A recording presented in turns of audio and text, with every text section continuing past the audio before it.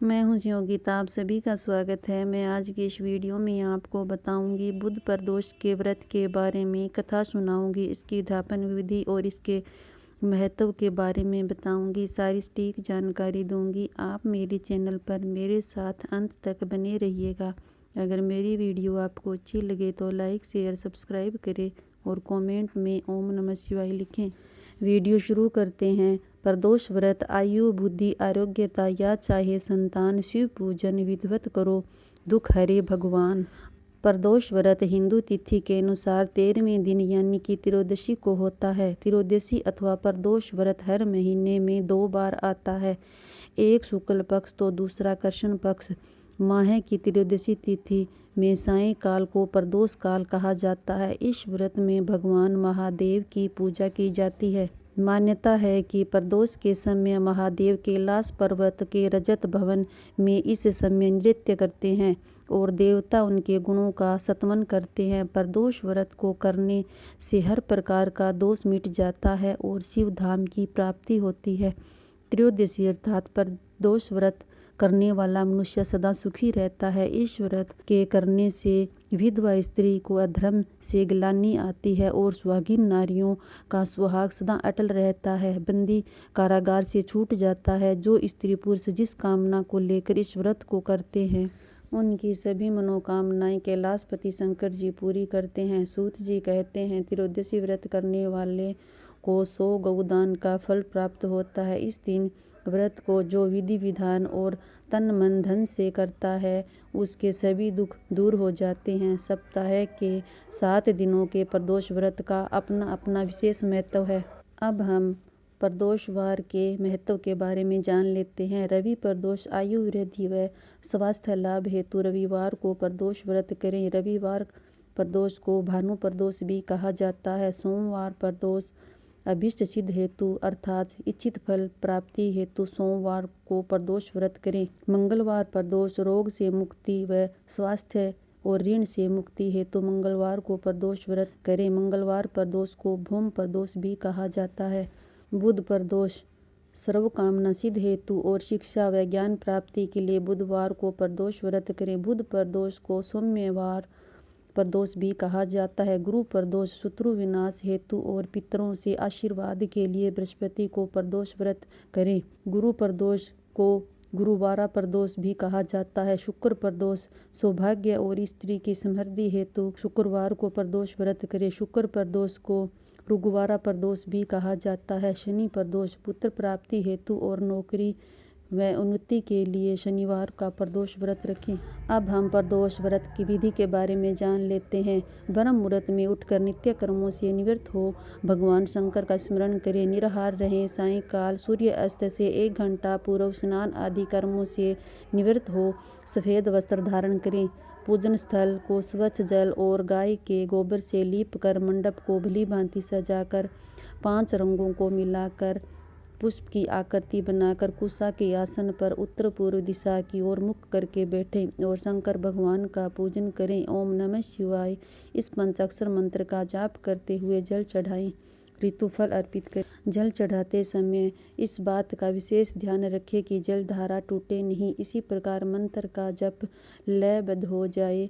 जल चढ़ाते समय यदि आंखें खुली हुई है तो दृष्टि जल धारा पर टिकी हो और यदि भाव में आंखें मूंद गई हो तो ध्यान जप के शब्द अर्थों के साथ चल रहा हो। यदि मंत्र के उच्चारण में गूंज पैदा कर सके अर्थात मंत्र यदि होठों, कंठ और नाभि प्रदेश में संयुक्त रूप से उठे तो यह और प्रभावी होगा। अब हम प्रदोष व्रत के उद्यापन विधि के बारे में जान लेते हैं। इस व्रत को 11 त्रयोदशी अथवा वर्ष भर की 26 त्रयोदशी के व्रत करने के उपरांत उद्यापन करना चाहिए। व्रत का उद्यापन त्रयोदशी तिथि पर ही करना चाहिए। उद्यापन से 1 दिन पूर्व श्री गणेश का पूजन किया जाता है। पूर्व रात्रि में कीर्तन करते हुए जागरण किया जाता है। प्रातः जल्दी उठकर मंडप बनाकर मंडप को वस्त्रों और रंगोली से सजाकर तैयार किया जाता है। ओम उमा सहित शिवाय मंत्र की 1 माला यानी कि 108 बार जप करते हुए हवन किया जाता है। हवन में आहुति के लिए खीर का प्रयोग किया जाता है। हवन समाप्त होने के बाद भगवान भोलेनाथ की आरती की जाती है और शक्ति पाठ किया जाता है। अंत में 2 ब्राह्मणों को भोजन कराया जाता है और अपने सामर्थ्य अनुसार दान दक्षिण देकर आशीर्वाद प्राप्त किया जाता है। प्रदोष व्रत कथा। किसी समय सभी प्राणियों के हितार्थ परम पुनीत गंगा के तट पर ऋषि समाज द्वारा एक विशाल सभा का आयोजन किया गया, जिसमें व्यास जी के परम प्रिय शिष्य गुरुनावेता सूत जी महाराज हरि कीर्तन करते हुए पधारे। शौनकादि 88,000 ऋषि मुनिगण ने सूत जी को दंडवत प्रणाम किया। सूत जी ने भक्ति भाव से ऋषिगण को आशीर्वाद दे अपना स्थान ग्रहण किया। ऋषिगण ने विनीत भाव से पूछा, हे परम दयालु, कलयुग में शंकर भगवान की भक्ति किस आराधना द्वारा उपलब्ध होगी? कली काल में जब मनुष्य पाप कर्म से लिपित हो वेद शास्त्र से विमुख रहेंगे, दिन जन अनेक कष्टों से त्रस्ते रहेंगे। हे मुनि श्रेष्ठ, कली काल में सत्कर्म में किसकी रुचि न होगी, पुण्य क्षीण हो जाएंगे एवं मनुष्य स्वतः ही अस्त कर्मों की ओर से प्रेरित होगा। इस पृथ्वी पर तब ज्ञानी मनुष्य का यह कर्तव्य हो जाएगा कि वह पथ से विचलित मनुष्य का मार्गदर्शन करें। अंत में, हे महामुने, ऐसा कौन सा उत्तम व्रत है जिसे करने से वांछित फल की प्राप्ति और कली काल के पाप शांत हो जाएंगे? सूत जी बोले, हे सनकादि ऋषिगण, आप धन्यवाद के पात्र हैं।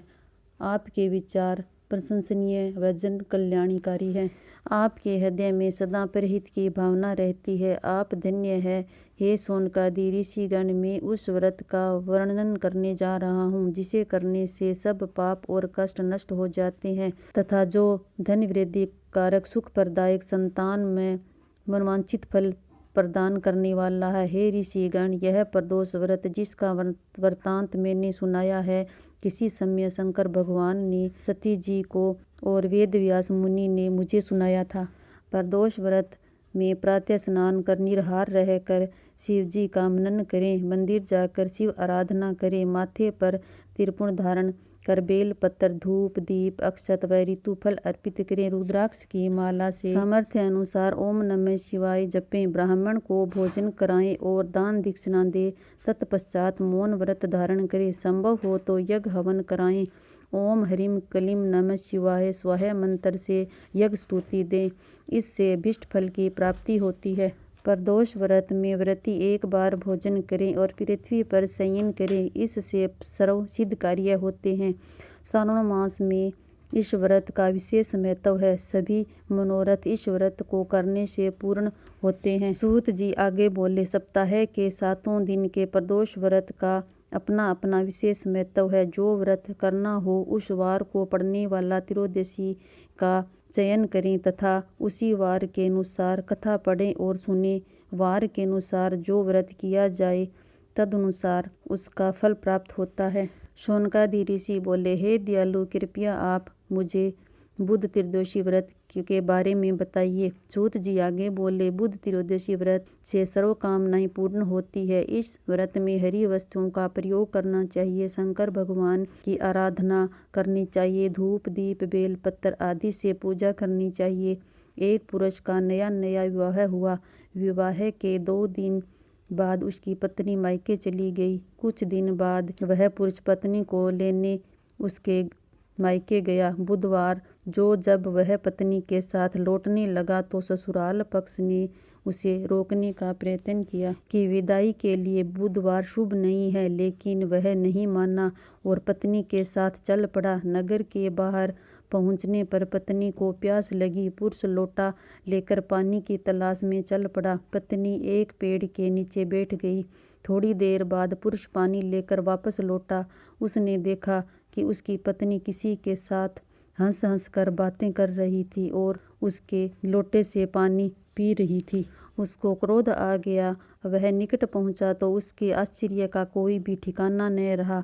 उस आदमी की सूरत उसी की भांति थी। पत्नी भी सोच में पड़ गई। दोनों पुरुष झगड़ने लगे। भीड़ इकट्ठी हो गई। सिपाही आ गए। हम सकल आदमियों को देख वे भी आश्चर्य में पड़ गए। उन्होंने स्त्री से पूछा, उसका पति कौन है? वह की कर्तव्य विमूढ़ हो गई। तब वह पुरुष शंकर भगवान से प्रार्थना करने लगा, हे भगवान हमारी रक्षा करें। मुझसे बड़ी भूल हो गई है कि मैंने सास ससुर की बात नहीं मानी और बुधवार को पत्नी को विदा कर लिया। मैं भविष्य में ऐसा कदापि नहीं करूँगा। जैसे ही उसकी प्रार्थना पूरी हुई, दूसरा पुरुष अंतर्ध्यान हो गया। पति पत्नी सकुशल अपने घर पहुँच गए। उस दिन बाद से पति पत्नी नियम पूर्वक बुध त्रयोदशी व्रत रखने लगे। कहानी संपन्न हुई। Thank you.